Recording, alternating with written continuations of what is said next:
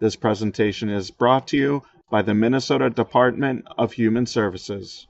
Ethical Dilemmas, Right to Take Risks versus Right to Be Safe, Part 2 by Anita Raymond. Hi, I'm Anita Raymond. I'm the project director at the Center for Excellence in Supported Decision-Making at Volunteers of America, and I'm happy to be here today to talk with you about the ethical dilemmas that we face when we are weighing and struggling with the people we serve, their right to take risks versus their right to be safe.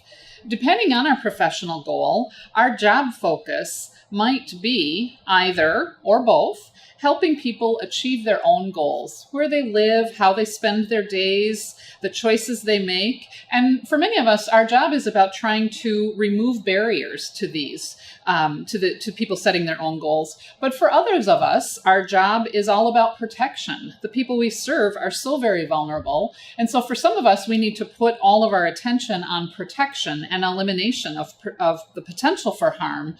And that struggle we have between finding that balance between autonomy and safety. Self-determination is perhaps the most highly valued ethical principle in much of our day-to-day work with the people we serve. But what do we do when we feel that allowing for self-determination will place the person we serve at risk of harm? How do we deal with that situation when there's conflicting values between autonomy and the need to protect vulnerable adults? Is safety the most important value, or is self-determination? In circumstances of people with impaired capacity, we certainly recognize the need to step in and provide that structure and that protection for vulnerable adults. Is there a balance? Do people with cognitive, intellectual, or psychiatric impairments retain the right to autonomous decisions? Should they? Wrestling with these conflicting rights may be the most charged and confusing issues that we as professionals have to deal with, as well as the families who are supporting the people we serve. Decisions like, should someone be allowed to keep driving? Should they have more care? Should they move to a different residential setting? Do they need more services? So these are the kind of conflicts that the people we serve face, or that we face in serving the people in our daily life. We struggle with safety versus happiness. Again, many of us, depending on our role, our job is about reducing, or maybe even, we may believe our job is eliminating risk. It's put all our focus is on safety. But what happens when so much focus is put on safety that it impacts the happiness or the quality of life of the person we serve? Somebody who's diabetic, somebody who's overweight and wants to eat foods that give them pleasure, but that may not be healthy for them. And how often do providers and families, and we too, as professionals, struggle with, we should have a dietary restriction. They shouldn't be allowed to have that because it's not good for them. And what we struggle with, this ethical and professional and practical conflict in our daily life is, but what does that do for the person we're serving when they're miserable? They may be healthy or on the road to health, but they're very miserable. They're not feeling like they have much quality of life. We struggle with the difference between our liability, kind of the same issues, our liability of let's provide enhanced health, restrict diets and so forth, make sure somebody is in a safe situation in the services we're providing, because we don't want to get in trouble with state surveys or even with our supervisors, right? We might have some provider liability, and how that struggles with the choices the people we serve want to make. How do we struggle with the good of the individual versus the good of the group?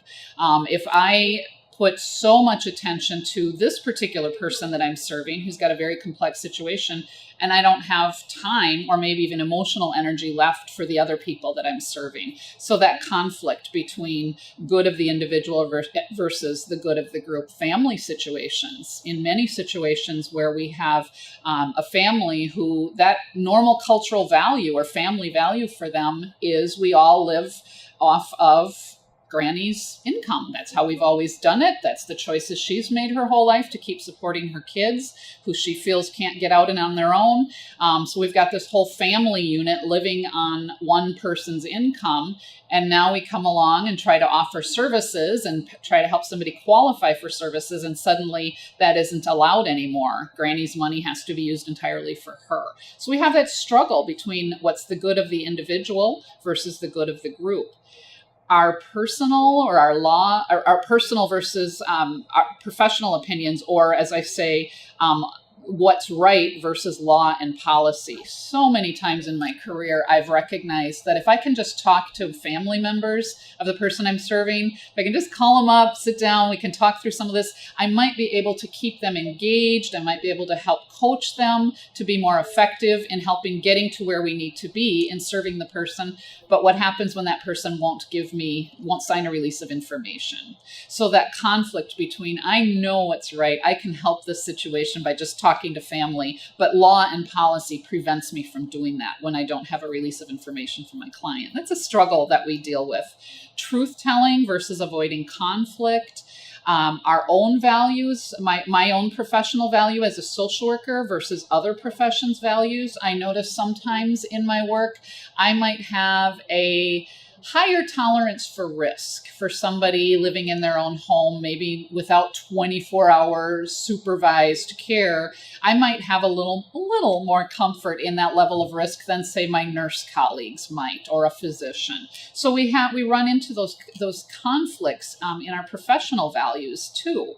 Another conflict I think many of us are dealing with is the way we've always practiced our work, our social services, with this newer emphasis now on person-centered thinking, person-centered approaches. For some of us, that's what we've been doing all along, and it's just a new name on it.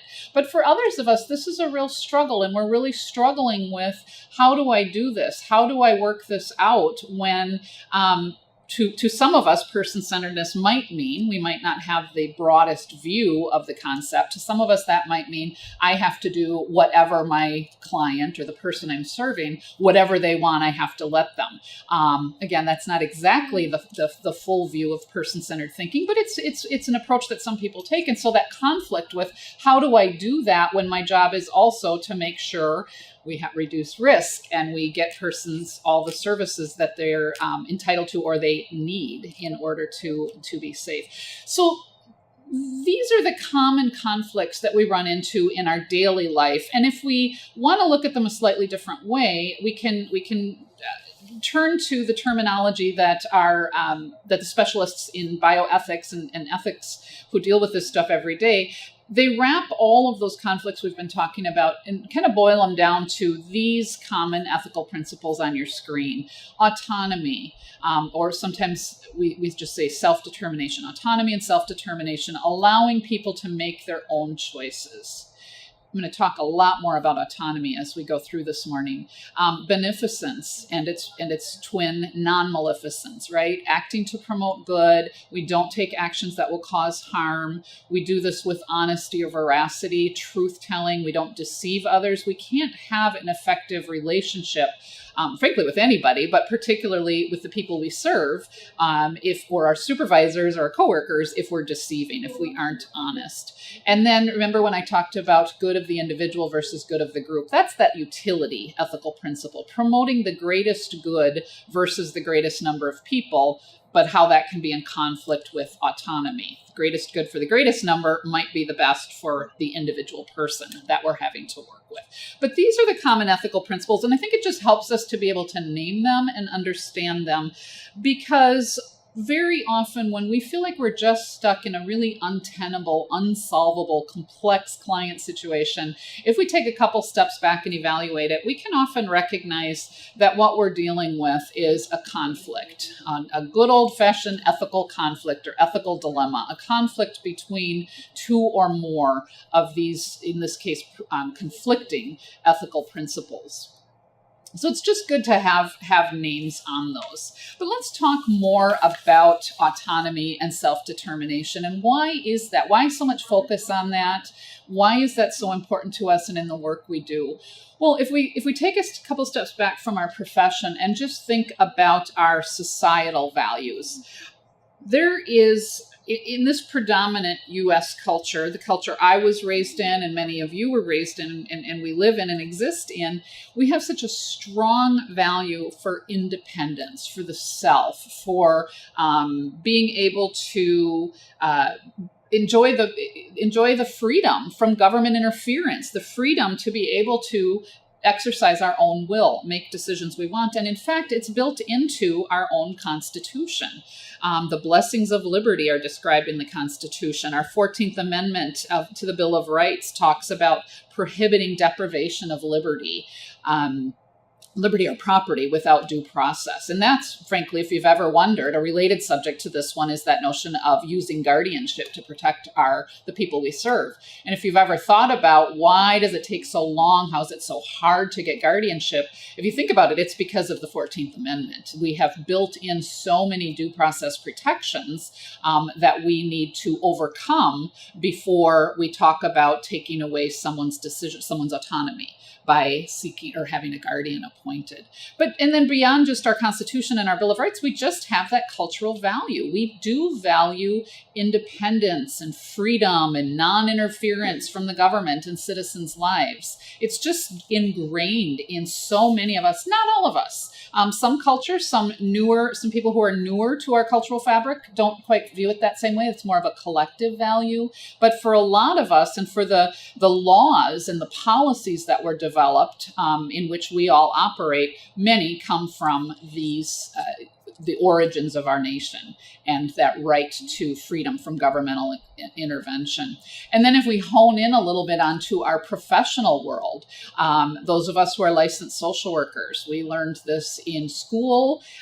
We learned the value of self-determination. It's codified in the National Association of Social Worker Code of Ethics, in the Board of Social Work, the statute and the policies and the Bill of Rights, the Code of Ethics that we all as licensed social workers act under, all are about valuing self-determination. Similar in the medical professions. If you're a nurse, you're dealing with the same things in your medical affiliations.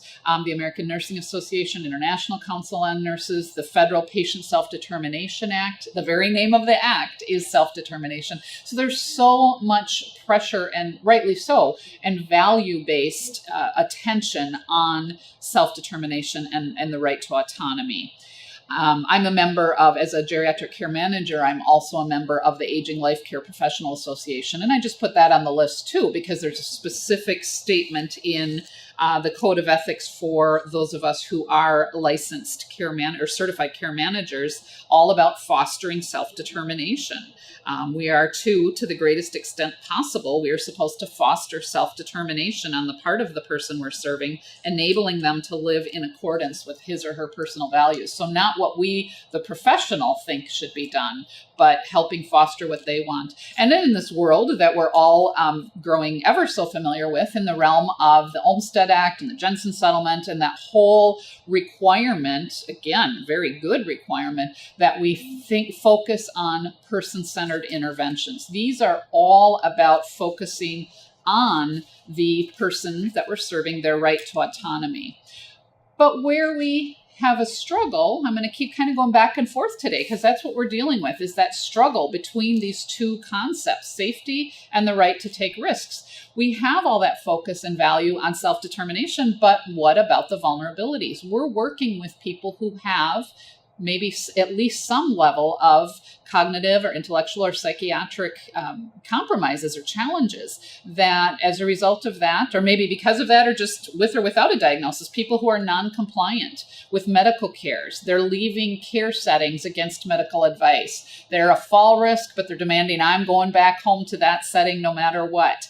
We have concerns about the personal safety in the households they're living in, whether it's a household of family or a household of a group home setting, a community-based setting, the neighborhood. We might recognize, how can the person I'm serving possibly be safe? How can I let them keep living here when I'm afraid, when I have to go do my home visits because of the neighborhood they're living in? So we've got a lot of vulnerabilities. People who are, for a variety of reasons, refusing or only reluctantly or tentatively accepting care, and wrap all those compliance issues or vulnerabilities around, or add in the notion of, or the existence of cognitive deficits due to a dementing illness, an intellectual developmental disability, a psychiatric disability. We know from working with the person that they have, or they're at risk of having, that lack of ability to meet their basic needs. They've got impaired judgment. They don't have strong insight. And so when they're side by side with that lack of insight and then making decisions that we feel increase their vulnerabilities, we've got struggles. What are we going to do with that? It isn't enough, is it? Otherwise, we wouldn't be needed in our jobs if we just simply said self-determination and autonomy and see ya, goodbye. Let me let me help you get whatever it is you need. That's not realistic. We're there because there are vulnerabilities in the people we serve.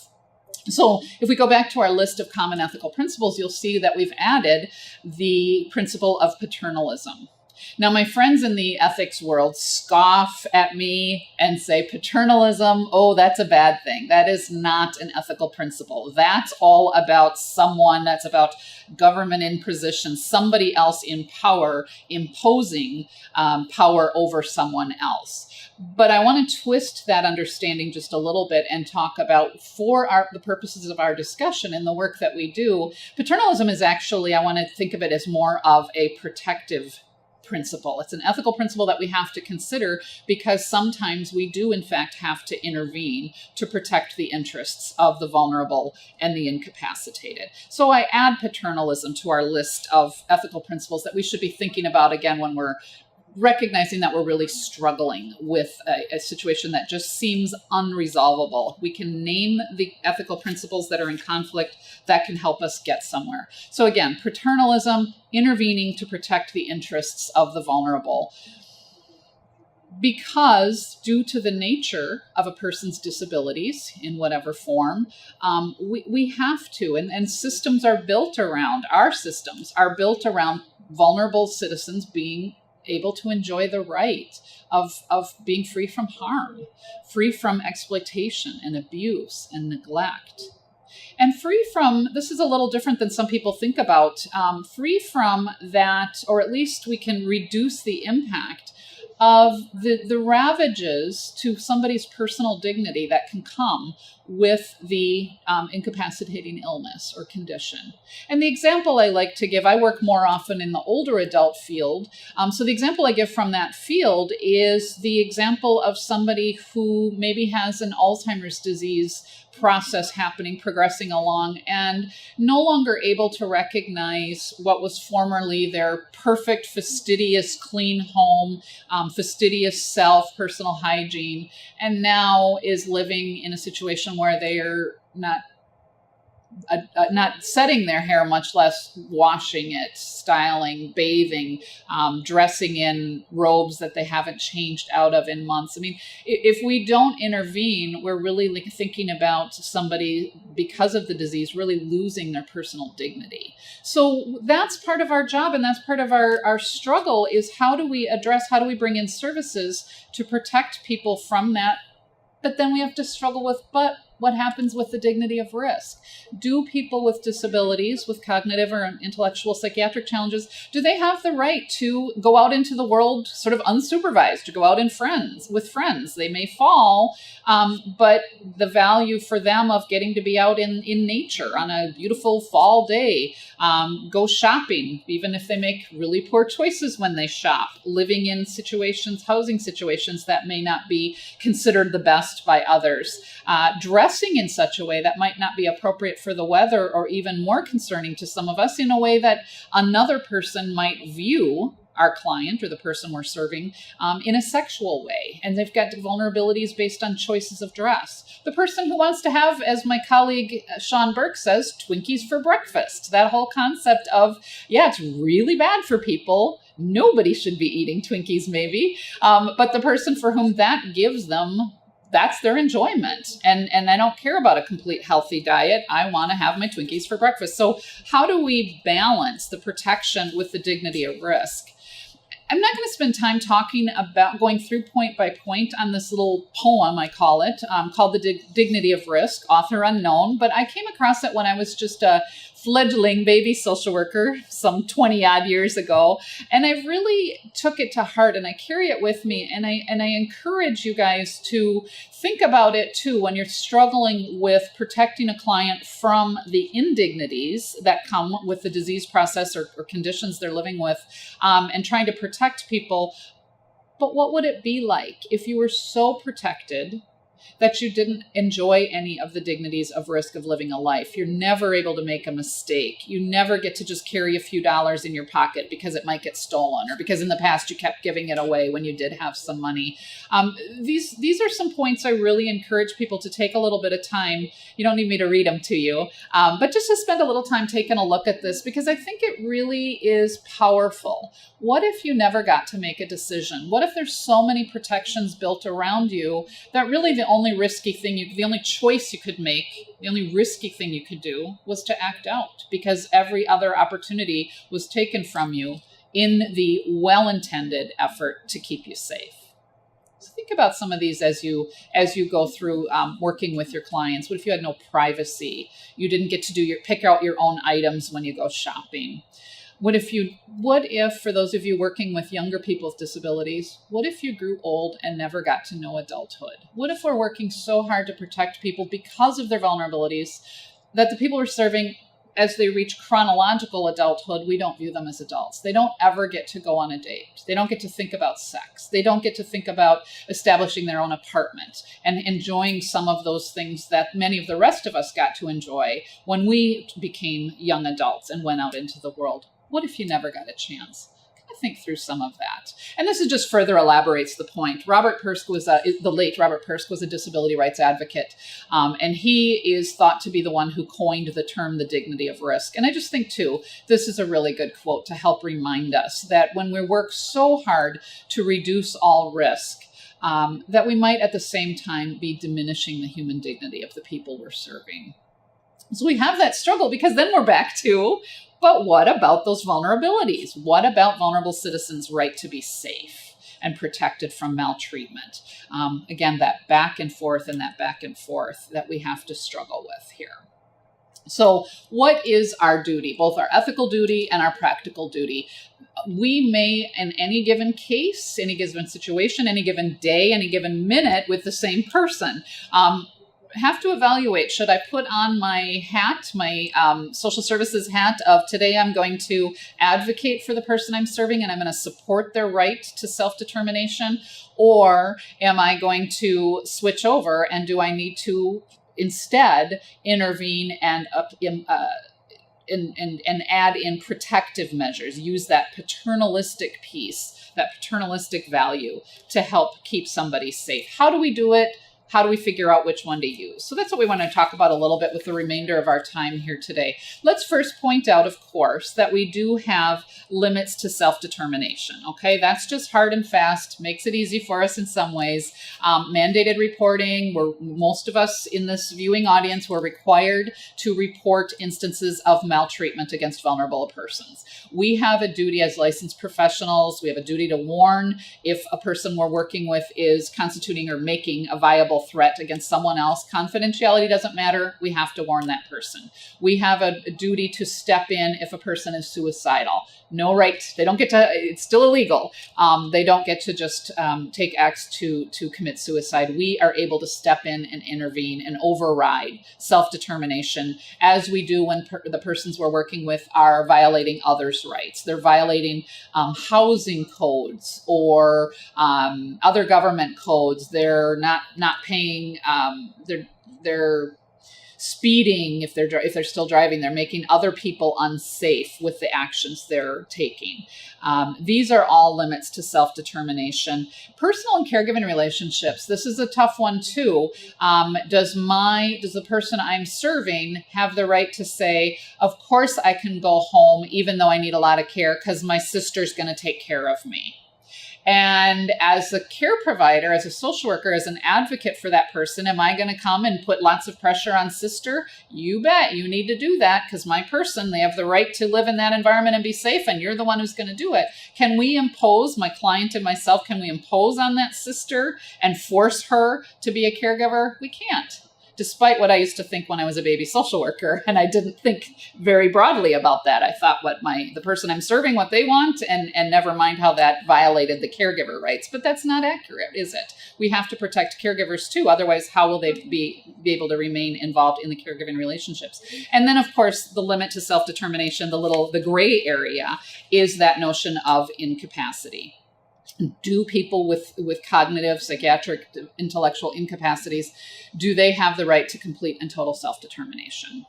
A couple things I want to just make sure and point out. I'm going to go fairly quickly over this, but I do want to remind people when we're thinking a person we're serving might be incapacitated, let's be careful that we're not labeling somebody or seeking formal labels of incapacity simply because somebody is in and of itself, if they're making poor decisions or they're in denial, they're making no decision, they're doing some things that we would view as risky, or they're just their normal values and lifestyle and beliefs are changing their mind. In and of themselves, none of these are what we want to use as evidence that somebody is incapacitated. People, we all, thank goodness, right? We all have the right to kind of make some questionable decisions sometimes. So we want to be careful when we're labeling or contemplating getting a label of incapacity when somebody is doing some of these things. We also want to be really careful and remember capacity varies throughout a time period, the course of an illness, right? Or if I'm in the hospital, even if I just have the flu, I'm at home in bed. I certainly don't want anybody to evaluate my capacity at that point. And we have to recognize the same point with the people we're serving, recognizing that a time of day, somebody might have better functioning and might score better on some capacity tests. So we want to think about that. Really what I want people to remember above all is incapacity or capacity is not global.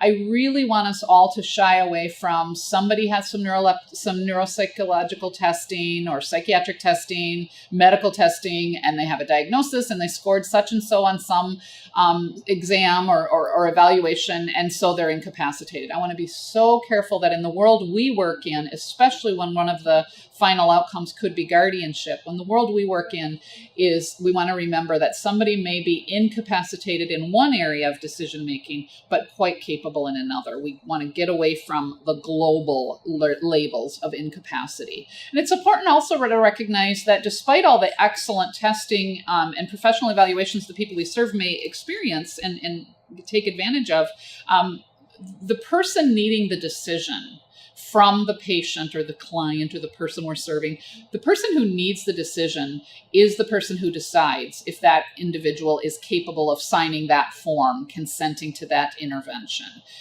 That's a critical piece I think we often forget. We as professionals often give away our power and decide somebody else's determination of a person's capacity or functioning is what we need to work with. And I want to challenge people to remember, when you're seeking a decision from the person, can they understand it in the here and now? When you're explaining it to them in language they can understand, you're assessing their capacity for that decision.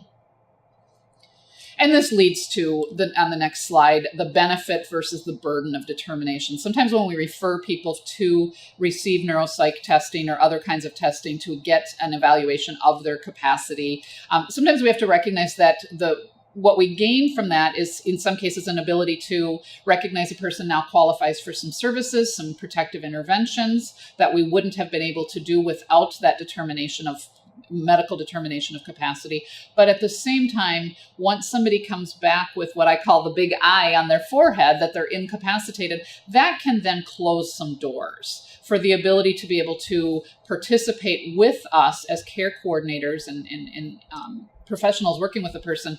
It can impair our ability to work with them towards some other options when they have a label of incapacity, because other professionals may no longer be willing to give them any benefit of the doubt or give them ability to make their own decisions. So we want to be careful what we lose as well in getting a capacity determination. And that's a really critical piece too, that this is kind of a newer movement that I'm doing a lot of work on in my program in partnership with a lot of the other people in the community, including DHS, is we're working hard to bring forward some newer ideas and some newer philosophical approaches called supported decision making, which, if I can boil it down to its very essence, we want to sort through and get away from that notion of just because a person can't make decisions or coordinate their own care, just because they can't do it independently, does that automatically mean they're incapacitated, that they automatically need a legal decision maker? So it really just kind of posed this question to people to be thinking about as we go forward. Medical designation of incapacity, this further goes back to my point a little bit earlier. A medical professional's opinion that somebody's incapacitated, that's not a legal determination, and we want to be careful about that.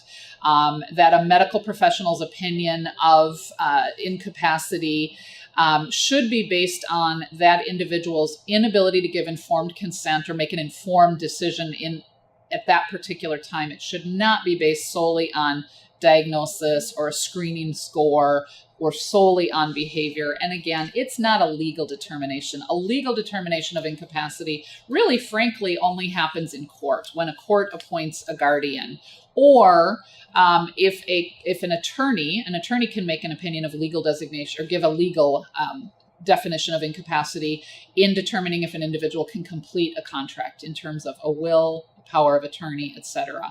When a physician does give a legal designation of incapacity is when they are indicating that a person who has completed a healthcare directive is now incapacitated, and it triggers the authority of the directive or the agent.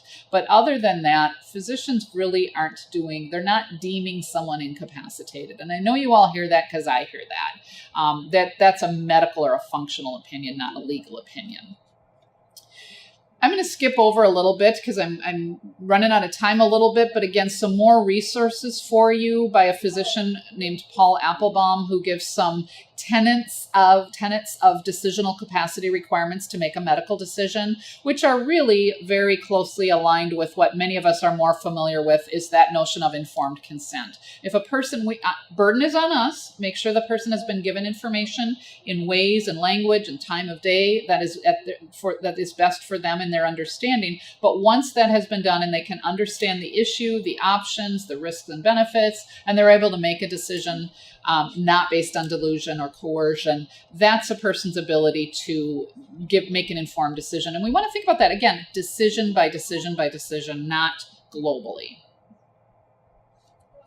So where are we? With this whole notion, we've laid out, we helped understand what the ethical dilemma is, and then we're sorting out where should we go here. Should we advocate for wishes and facilitate supports, or should we pursue protective interventions? One way to think about that is just looking at this little chart. And what I encourage people to do is think about is weighing both the person's level of understanding or their capacity, their level of understanding of the particular decision. But that isn't enough. We don't want to just say somebody's incapacitated so they can't make a decision. Let's lay over that. What is the risk? If it's a low risk intervention, or the choices that we give them to make, they can choose between this group home setting or that assisted living setting or that in-home setting in their own neighborhood with home care. Those are all, we may think of them as high risk outcomes if we're choosing services or not services. But if we're sorting out, we're choosing between these three service settings, even a person with fairly significant capacity challenges, we're doing a low risk outcome, right? Any of those decisions they choose would be suitable and appropriate to their situation. So why not let the person make that choice? But on the other hand, a person who's more on the continuum of towards incapacitated, but they're making a decision between care and no care, and they're incapacitated, then it's a higher risk outcome. And so in that case, we might want to put more of our attention on protection and safety as the goal, or intervening to protect versus removing barriers for the person to make their own decisions. So I hope that makes sense for you and is a little bit of a helpful tool. When we think about the tools available to us as professionals to help a person, help advocate for that person for their right to take risks, we have some tools available to us that begin on the intervention side of advocating and supporting when we're talking about supported decision making and client advocacy and negotiated consent with family members, collaborating with others. And then as we move to the other end of the continuum of we need to put more emphasis on the right to be safe, then we do have some legal intervention tools. So we're just going to kind of go through some of those tools when we have determined that the situation, the client, the person we're serving's functioning level is such that it's really appropriate here to advocate and support their right to self-determination. And that's where supported decision-making comes in. I'm not going to spend a lot of time on that. There's some other great resources out there about supported decision-making, but I just want to throw it out there as a little bit of an introduction if this is a newer topic for any of you viewing this today. It's really just a way that we recognize a person's desire and right to make their own decisions, but we recognize there may be some vulnerabilities, and so we want to help them identify and build in supports. Support them so that they can make decisions that, again, find that right balance between right to take risks versus right to be safe. It's a way, to quote Jonathan Martinez, who I see I left off the quote here. I didn't recognize his quotes there. But Jonathan Martinez from the Syracuse University, these are his quotes. And he boils it down to supported decision-making is a way people can make their own decisions while receiving help they need to do so. And the quote at the very bottom is from a young woman named Jenny Hatch, or Margaret Hatch, who is one of the first people to really enjoy the benefits in a legal battle of supported decision-making to get out from under guardianship. And really her quote says it all. I don't really need a guardian, but I do need some help. And so that's what supported decision-making, to oversimplify it and boil it right down to a few moments, is what that's all about. And that's something we really want to work with as professionals. We have to confront our own risk tolerance, our skills that might be a little rusty for some of us, or really our skills with building trust and joining with the person we're serving, really helping advocates for decisions they can make, accommodating for their disabilities, making sure they have information about their rights, but also at the same time, that doesn't preclude us from helping them from doing what we call facilitate realistic goal setting, or being an insight proxy. We don't have to just say, oh, that's what you want. Okay. That's, but rather we can help understand, here are some natural consequences. Is this really the way we want to go? Or in order to get that, let's build in some of these other pieces. This is supported decision-making from the professional aspect. Identifying and linking people to other resources, and recognizing we may have to confront other professionals. Remember I said earlier, we might have different comfort levels with risk between ourselves and other professionals that are involved in the circle of care for the person we're serving. And this is all person-centered thinking, isn't it? Again, this slide shouldn't be new to most of you, but it might be. Person-centered thinking, as we know, is really about, in the big picture, is about leveraging what's important to the person with getting to what's important for the person. So that beautiful balance, and it is possible. It's a lot of work, but it's possible, that beautiful balance between finding what's important to the person, what's important for the person, so we can blend those together for the best outcomes for the person we're serving. That's what supported decision-making is. It really is carrying that further.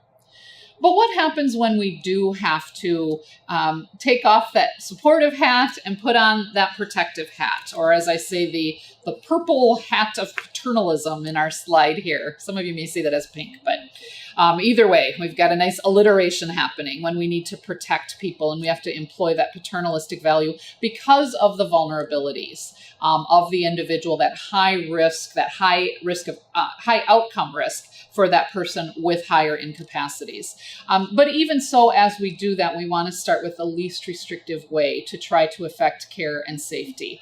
We want to use, we have a conflict. I may not have a release of information to talk to family, so I might have to find ways to work with the person I'm serving, work with whether the situation is, the vulnerability is high enough that I have to get past the release of information problem and seek out the influence of family members and friends, seek out the influence of people who are authority figures to the individual that person might listen to. They might listen to their doctor. They might listen to their attorney if they have one. They might listen to their second cousin, where they won't listen to anyone else. So really bringing in the influence of important people in that person's life to help get where we need to be, with the goal of doing the least restrictive intervention to still provide for their care and safety.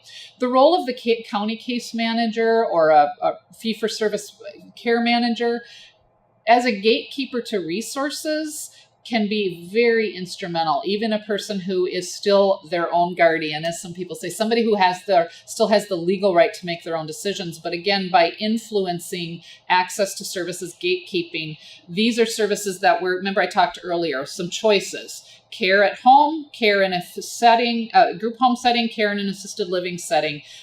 We can let a person choose, but we can arrange. We're not going to just approve safety plans that aren't safe. Right. So we have some authority there that we often forget about. I think we often forget our authority as case managers. Utilizing institutional policy. I'm not going to spend a lot of time on this bullet point. That's much more applicable when a person is in a healthcare setting, a hospital setting, and we need a decision and there's no legal decision maker for a person who's incapacitated. So I'm not going to spend a lot of time on that, but just suffice it to say that very often institutional policy actually has an answer for a person who lacks capacity and has no designated decision makers. I mentioned a person's attorney, if they've already had an attorney or they're able to consent, even despite their disabilities, able to establish an attorney-client relationship to work towards some transactional decisions, such as establishing a power of attorney or a healthcare directive. We can use banking and financial tools to ensure bills get paid. If that's the primary problem, everything's going great, but they just can't figure out how to pay bills and they're at risk of losing services. So using some of the tools that way, auto pay, family being able to, risky if somebody's a co-signer on an account. So that has to be done with great care, but that can be a way to make sure bills get paid and so forth so that services can continue. We can up the ante a little bit when we're dealing with somebody who's struggling with hoarding, struggling with neglect of property, and they won't respond to anything we try to get them to do. Again, we might have to apply some external pressure and some natural consequences. So city inspectors or risk of eviction, risk of services being discontinued, sometimes that can elicit a little more cooperation, a little more, oh, I wasn't listening before when you said I had to do that, but now I've got some serious problems and I'm going to lose this housing situation that I love. Can you help me out? So we can get a pathway to resolution by increasing the pressure a little bit. The role of adult protection is critical when adult protection can come in as not only just their investigative plan for maltreatment, but more significantly in their requirement to develop protective plans and working with the person, their community systems, their family, the service providers. Sometimes that can get us towards a resolution for those applicable circumstances without having to go down the legal road. But we do have some good legal tools that are less restrictive, less invasive of an intervention than guardianship.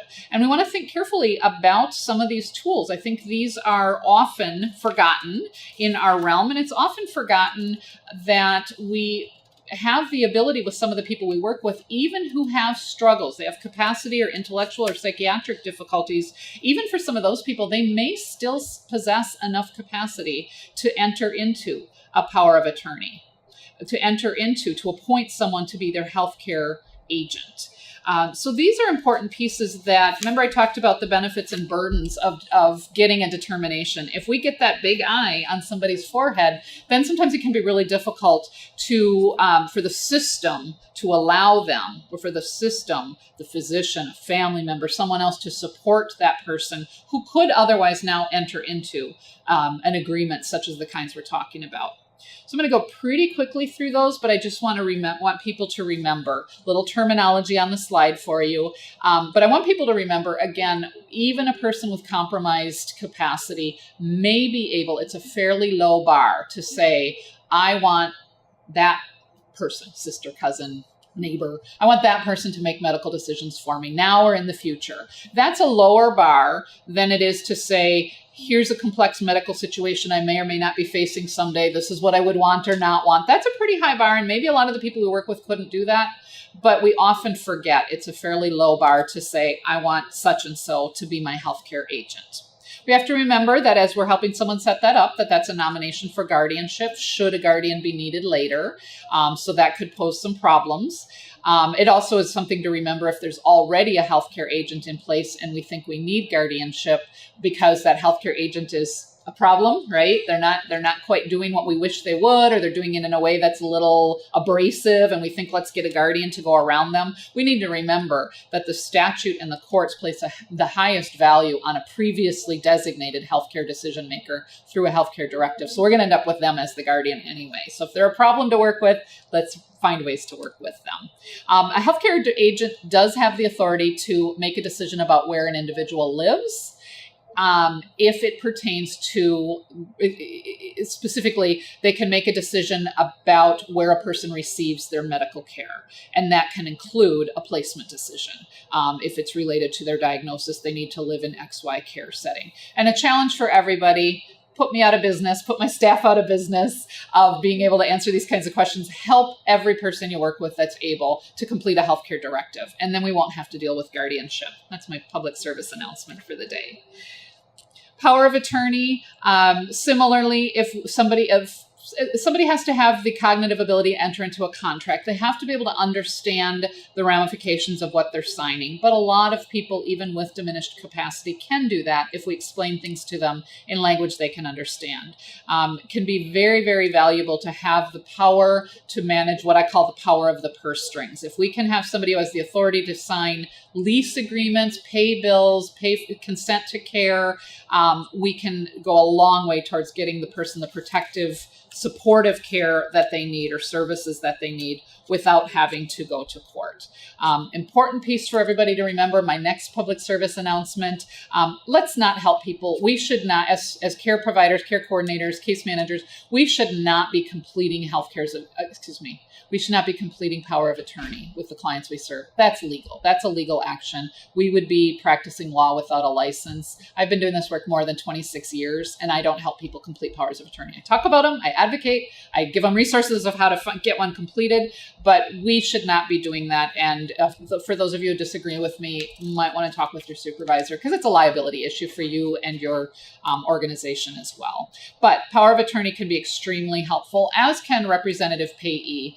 For someone for whom that's the only benefit, the only income that needs to be managed, the only thing that we need to deal with in order to ensure care and services are paid for, but they're reluctant, they're refusing to have help, getting control of the governmental benefits, SSI, SSD, retirement, disability, that can be incredibly valuable. And a lot of people don't realize that can be done involuntarily. Social Security Administration doesn't like to do it involuntarily, but that's when it's done most of the time, quite frankly. We can do it involuntarily. And in a lot of the care coordinators I work with over the years don't realize that. So I like to make sure and point that out.